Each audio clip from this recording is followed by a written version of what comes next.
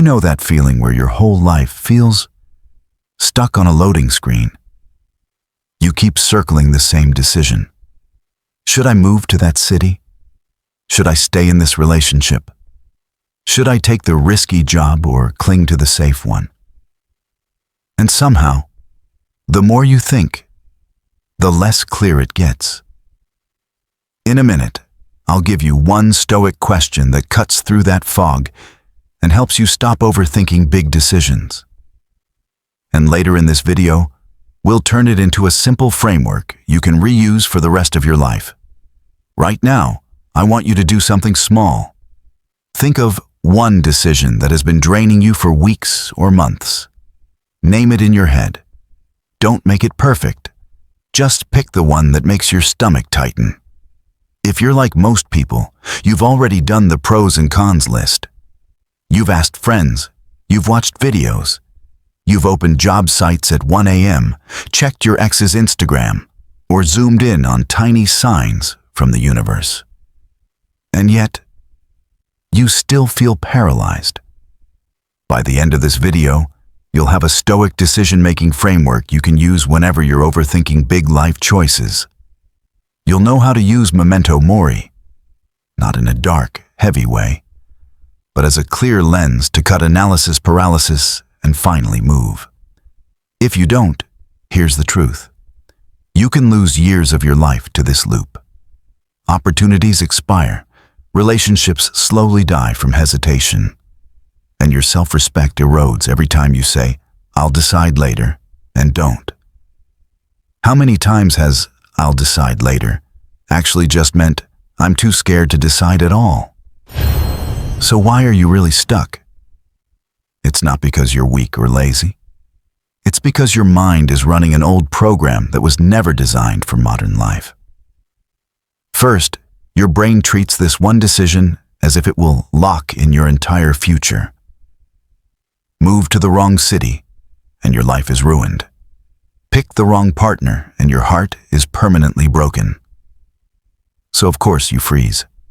You're not choosing a job. In your head, you're choosing good life versus wasted life. Second, you're addicted to certainty. You keep waiting for a magical signal where one option feels 100% safe and 0% scary. That signal never comes. So you keep refreshing the mental page, hoping for a feeling that doesn't exist. Third, you don't just evaluate options. You build whole movies in your head. In one movie, you're successful in the new city. In another, you're broke and alone. You suffer through all of them, without actually living any of them. Does that sound familiar? How many times this week have you replayed the future instead of the present? Seneca said, "We suffer more often in imagination than in reality." Right now, your imagination is doing far more damage than any single decision. In a second, I'll show you how the Stoic idea of Memento Mori can snap you out of those fake future movies. And a bit later, we'll walk through a real example so you can feel how different this way of deciding actually is. Let's bring in the key Stoic idea, Memento Mori. It sounds intense, but all it means is, remember that you will die.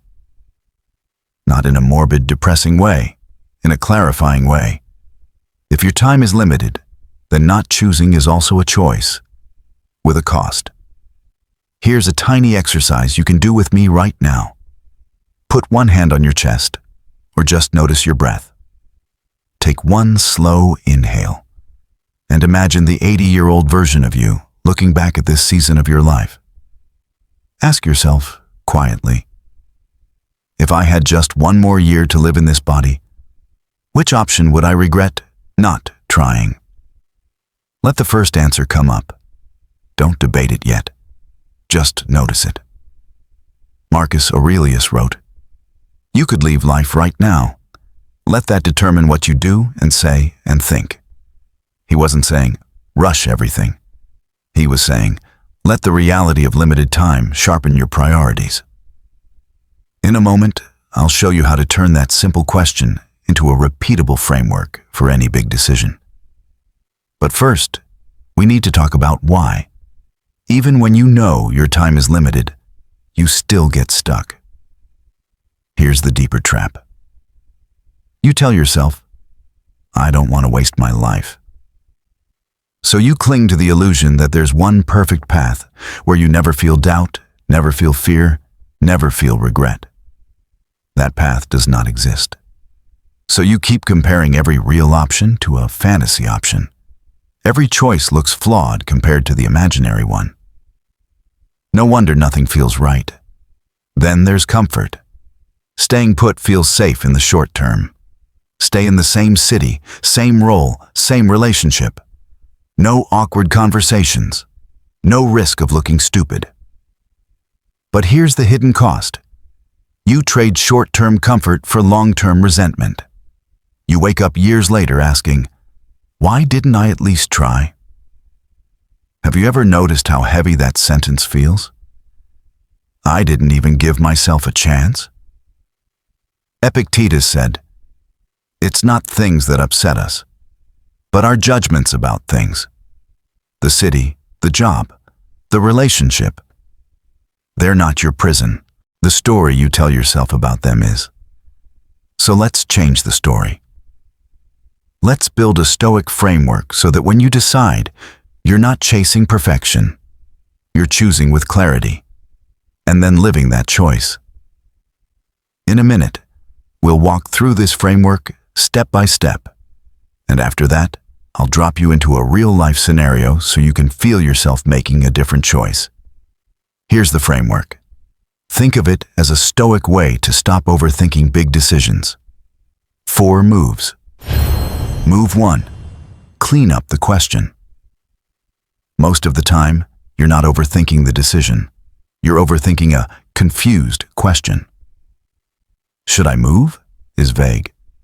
Should I move if I never feel scared, everyone approves, and it's guaranteed to work? Is impossible. Instead ask, which option aligns more with the kind of person I want to be in 5 years? Now you're not choosing comfort. You're choosing character. So, what kind of person do you want to be 5 years from now? More courageous and honest, or more comfortable and resentful? Marcus Aurelius reminded himself, waste no more time arguing what a good man should be. Be one. Stop arguing with your decision. Start acting like the person you want to become. Move 2. Run the Memento Mori lens. Come back to that earlier exercise. If your life were shorter than you think, which option would you regret not exploring? Not which option feels easiest tonight. Not which option makes your parents relax. Which option, if you never tried it, would you carry as a quiet ache? Say it out loud if you can. I would regret never trying.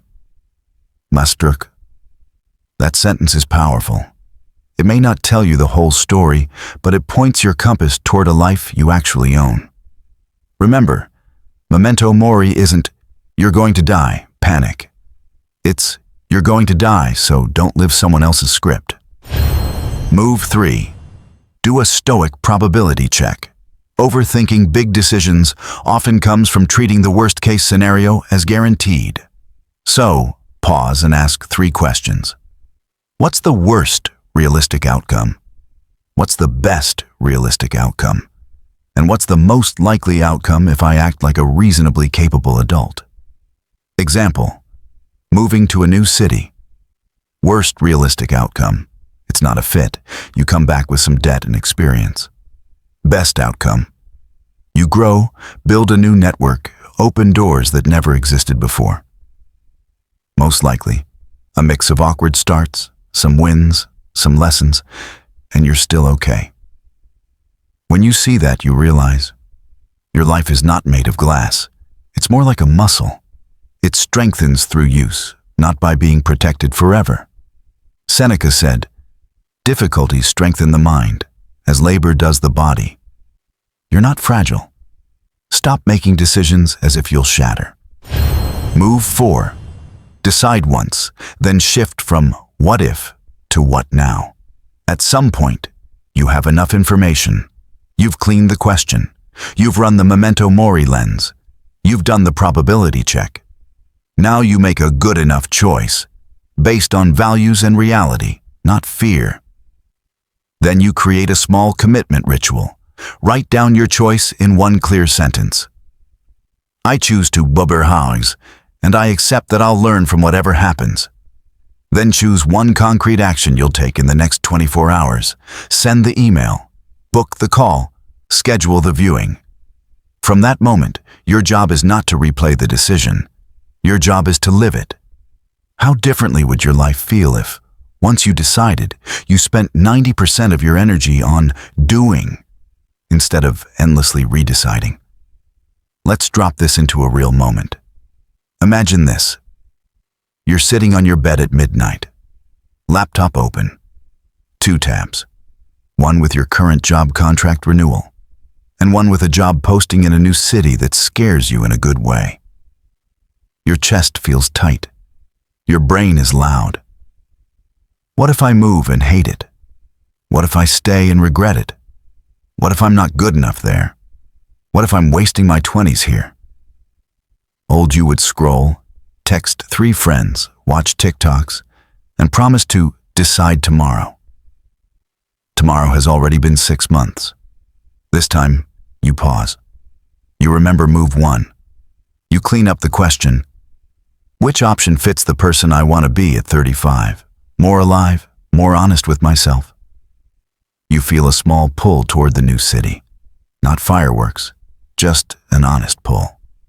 Then you run move 2. Memento Mori. You picture yourself at 80, sitting somewhere, thinking about this decade. You quietly ask, if my time was shorter than I think, which choice would I regret never trying? You feel your stomach drop. You already know the answer. Your mind tries to panic, so you bring in move 3. What's the worst realistic case? You move, it's messy, you come back, you won't explode. What's the best realistic case? You grow, you stretch, you meet people you can't even imagine yet. What's most likely? A mix of tough and good, and you're still standing. Finally, move 4. You decide once. You say out loud, I choose to apply for the job and move if I get it.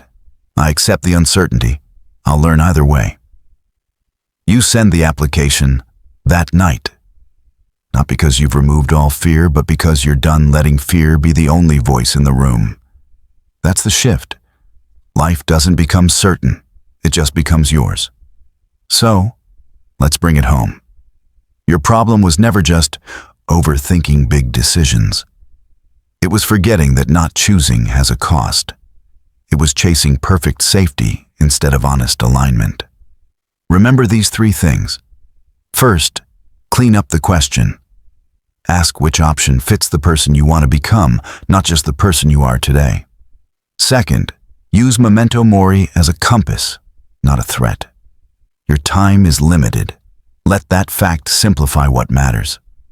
Third, decide once, then live the decision. Shift your energy from what if to what now. Marcus Aurelius said, you have power over your mind, not outside events. You can't control every outcome, but you can control whether you stay frozen on the loading screen of your life. You're not trying to erase your emotions. You're learning to steer them. So here's my question for you. What is one decision you're going to run through this framework this week? Drop it in the comments. Even if you don't share the details, just write, I'm choosing, instead of waiting. If this helped you feel a little clearer, a little braver, hit like, subscribe, and share this with someone who's stuck like you. Your future self is already thanking you for deciding.